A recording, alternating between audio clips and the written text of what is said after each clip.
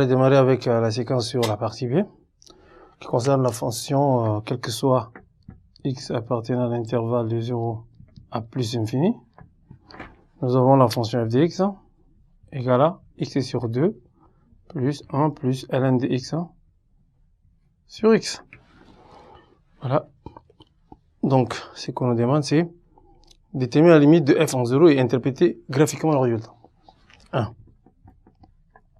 Limite x tend vers 0 de f de x égale limite x tend vers 0, surtout à droite, 0 à droite, de quoi? De ln de x sur x. Tout simplement, on va négliger parce qu'en x est sur 2, en 0, ça fait 0. Si on aura 1 plus ln de x, on va négliger, on va prendre ln de x sur x. Donc ça nous donne simplement limite x tend vers 0 de 1 sur x multiplié par ln de x. Alors 1 sur x en 0, à droite, ça fait plus infini. Et ln de x, ça fait moins l'infini, et plus infini fois moins l'infini, ça fait moins l'infini.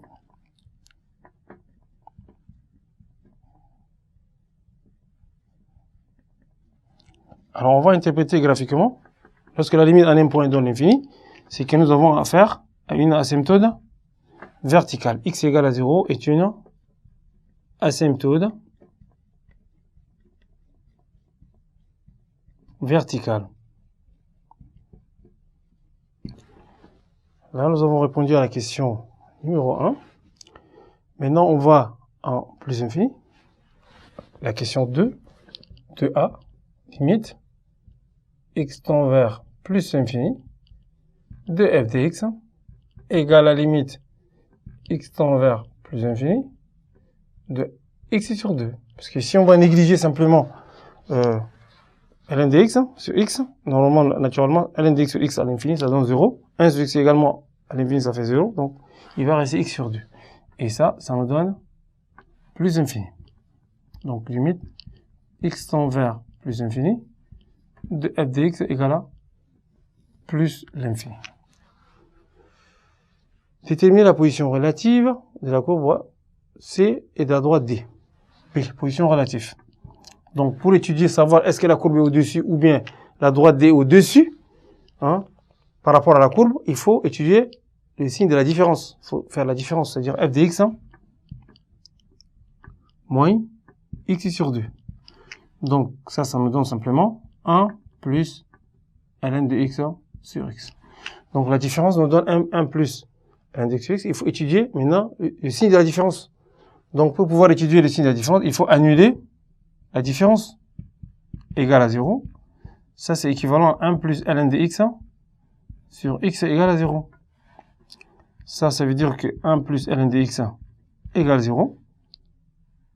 Et il faut que x soit différent de 0. Donc, on a ln de x égale à moins 1 et x égale à expo de moins 1 qui est égal à 1 sur e, si on veut. Donc, la différence s'annule pour la valeur de x égale à 1 sur e. Donc, on va étudier, on va faire le tableau des signes de la différence, c'est-à-dire f de x moins x sur 2. Nous sommes dans l'intervalle de 0 à plus infini, nous avons 1 sur e là, plus infini. Alors, le signe, ça ferait négatif, positif. Donc, la différence, lorsque la différence est négative, ça veut dire que la courbe va être au-dessous, quel que soit x appartenant à l'intervalle de 0 à 1, f de x moins x sur 2 est inférieur à 0. Donc, ce qui veut dire que C est au-dessous de D. Maintenant, ici, de 1 sur E, donc c'est 1 sur E comme ça, de 1 sur E à plus infini, f de x moins x sur 2 est positif, ce qui veut dire que C est au-dessus, cette fois-ci, de D. Donc, dans un intervalle, la courbe est au-dessus, et dans l'autre intervalle, c'est la droite qui est au-dessus de la courbe. Montrer en particulier que D coupe C en un point A qui est non déterminant. Alors, pour avoir l'intersection de C et D, il faut égaliser f de x égale à x sur 2. C'est-à-dire l'expression de la droite égale l'expression de la courbe. Donc ça fait f de x moins x sur 2 égale 0. Et ça nous donne simplement 1 plus ln de x sur x égale à 0. Et ceci nous donne 1 plus ln de x égale à 0. Et x est différent de 0. Ce qui fait que j'aurai x égale à 1 sur e. Alors, si x égale à 1 sur e, alors à quoi égale y égale à quoi? On va prendre x sur 2 et remplacer le x là par 1 sur e.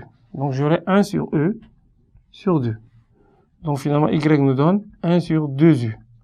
Donc, notre point A, c'est un point de coordonnées 1 sur e et 1 sur 2u. Voilà. Ça correspond au point de l'intersection de la courbe avec la droite D. Ensuite, étudier le sens des variations de f et dresser son tableau de variation.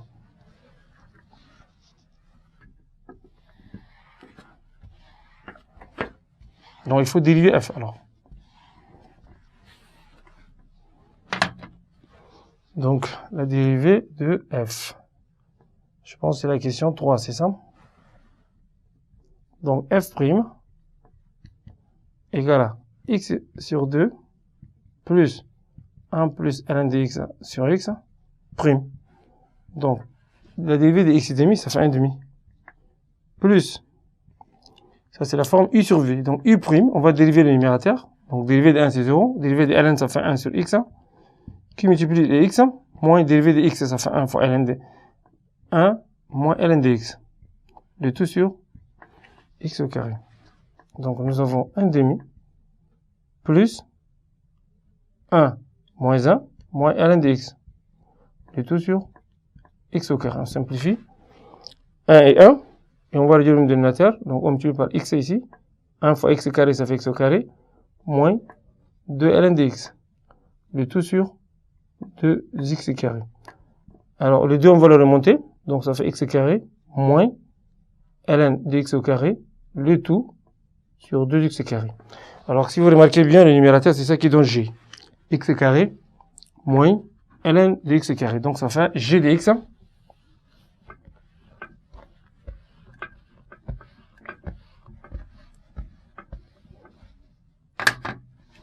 Donc, nous avons f' de x égale à g de x sur 2x carré. Donc, vous voyez que la dérivée de f, son signe va dépendre nettement de g, parce que x au carré, le dénominateur est positif, et le dénominateur est positif, donc tout dépendra du numérateur. Comme g est inférieur sur l'intervalle de 0, et le signe de g, on a dit g était positif, c'est ça? On avait dit g était positif, comme g est supérieur à 0 sur intervalle de 0 à plus infini, alors f' l'est aussi, donc f est strictement croissant. Donc là, nous avons déjà les variations de f. Nous allons définir dresser son tableau de variation, f' de x,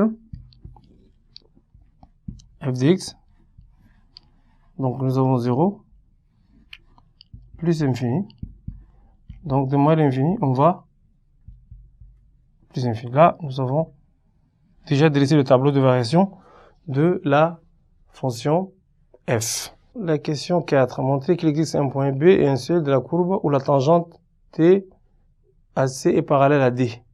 Alors, lorsque la tangente est parallèle à C, ça veut dire quoi? Ça veut dire qu'il faut que la dérivée, le coefficient directeur de la tangente égale au coefficient directeur de la droite D. Donc, le coefficient directeur de la tangente, c'est quoi? C'est f' de x. D'accord. Donc, il faut que f' de x nous donne le coefficient directeur de la droite D. Le coefficient directeur de la droite D, c'est x sur 2. Donc, le coefficient directeur, c'est 1 demi. Donc, on dérive la fonction f et on égalise dans 1 demi.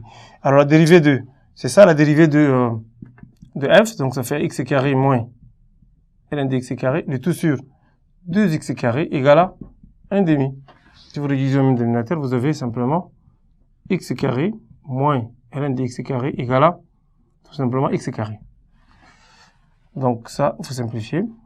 Donc, vous avez ln de x carré égale 0, ce qui veut dire ln de x carré égale à ln de 1, ce qui veut dire x carré égale 1, donc x égale plus ou moins 1. Mais nous sommes dans l'intervalle de 0 à plus infini. Or, x appartient à l'intervalle de Donc, on doit prendre x égale 1. Donc, pour x égale 1, il faut déterminer y, c'est ça?